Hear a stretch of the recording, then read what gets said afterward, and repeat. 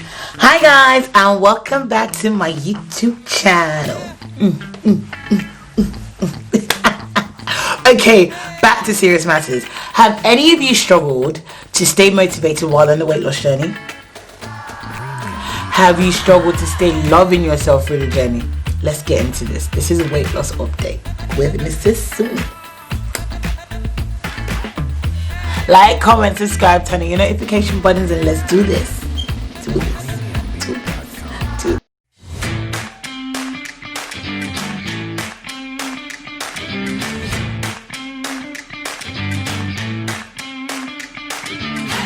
Audio Jungle.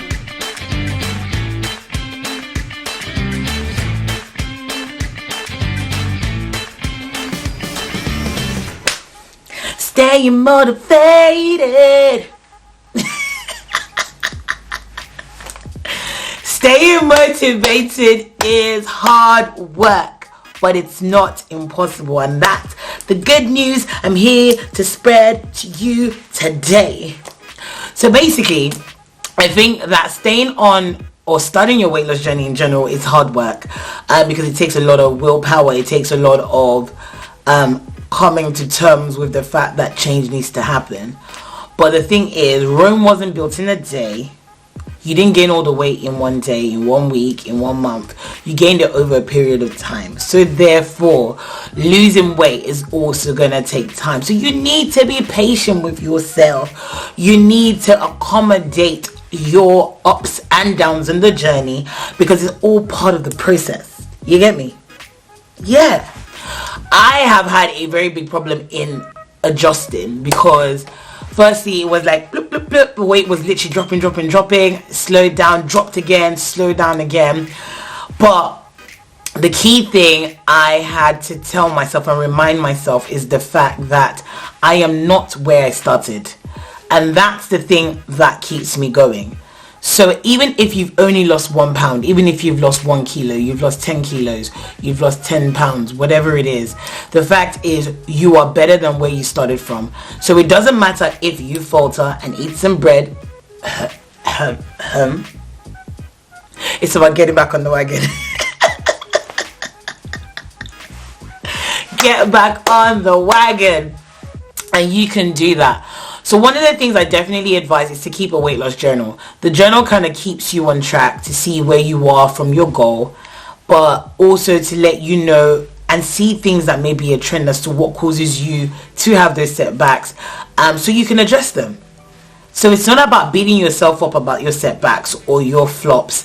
It's about addressing them and doing better. Yeah? Yes.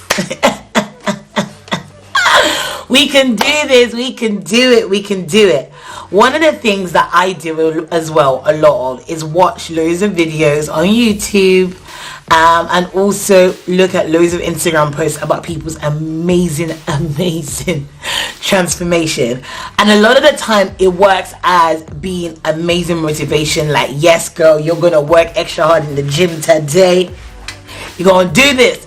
But sometimes it does the opposite for me. Actually, let me know if that happens to you, because certain times I look at some people, they've lost 1,000 pounds in 2 weeks, but it's taken me 20 years. Okay, I'm exaggerating, but you know what I mean. And then you kind of start to feel disheartened, like, oh, what's going on, why am I not flexing like they are? But you have to remember that you are different, your lifestyle is different, your body is different, the things you're doing may be different to theirs, and that's absolutely fine. You have to go at your own pace and do what suits your lifestyle. Going into this, a lot of the times you see what people are doing and you feel like you need to change what you're doing to do what they're doing to get a faster result. But sometimes with the way your life is set up, it ain't gonna work, girl. It ain't gonna work. And that's fine. You have to just find something that works for you. So someone like me, I admire a lot of people that do the keto, because it means that they're basically having very, very limited carbs. And knowing the fact that I am an ex-bread addict, I still have bread every now and then. Not having it at all will probably make it really hard for me, and that's the reason why I'm like, you know what, that's not for me. And doesn't mean that that's not going to be for you. If that works for you, like, that's how it should be. You just have to adapt to things for yourself, and that's the way you're going to keep motivated, doing the things that suit your lifestyle. Because if you're trying to fit something else, if you're trying to fit a square into a circle, it's not going to work. Except the square is smaller, but hey, let's take it with the technicalities of that one.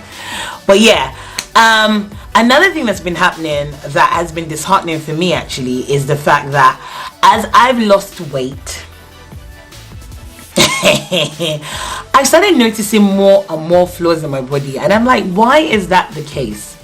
When I was a lot bigger, I was loving every ounce of the bigness, and now that I'm losing weight, it feels like I'm almost falling out of love with my body. And to be very honest, I have been thinking about plastic surgery, researching plastic surgery, speaking to plastic surgeons over the last month tirelessly, because I'm like, my midsection is not looking cute, and I'm like, I don't always want to have to wear shapewear, like, why? And you know what, I had to literally address this within and be like, you know what, girl, your roles, your tires are yours. You have to own it, embrace it, and wear the shapewear when you deem it fit. And besides that, you are still the ish. So after speaking to a number of doctors, one of the key questions they asked, and a lot of friends that I spoke to about it, was the fact that, do you want children in the near future? And the answer to that is yes. I don't want them tomorrow, but I want them in the near future. So does it make sense for me to go and do a tummy tuck right now and then have children in a few years' time? Like, it's not balanced. Cool balance. It's not balanced. So that being said, I officially came to terms with it that before I undergo any plastic surgery, before I watch any more plastic surgery videos, before I read any more things, I think I am going to wait till I have children and then address those problematic areas. If my goal weight doesn't address that, because for some people they actually lose the weight and they lose all those extra tires and everything, and I feel like I haven't even given myself a chance to reach my goal, and I'm already finding all the flaws in the process. So you know what, I'm having to embrace this process, embrace my body for all its flaws and imperfections, because my body has been good to me. It's expanded when it's needed to expand to accommodate the extra fat that I was carrying. And now it's adjusting amicably to the changes that's happening to make it healthier. And no matter what you are, whatever stage you are, whatever decision you want to make, the key thing is loving yourself through it all. Because it's so easy to see all the perfection that social media portrays, and then you start doing that comparison game, comparing your journey, comparing your body, comparing everything. You need to cut it. Like, I've had to distance myself from all these things for a while, to learn to love on me, like love on every part of me, because I deserve it. So guys, stay motivated, stay pumped. Your journey has only just begun, and until you get to your goal, keep going, sis, keep going, bro. You can do it. I'm rooting for you.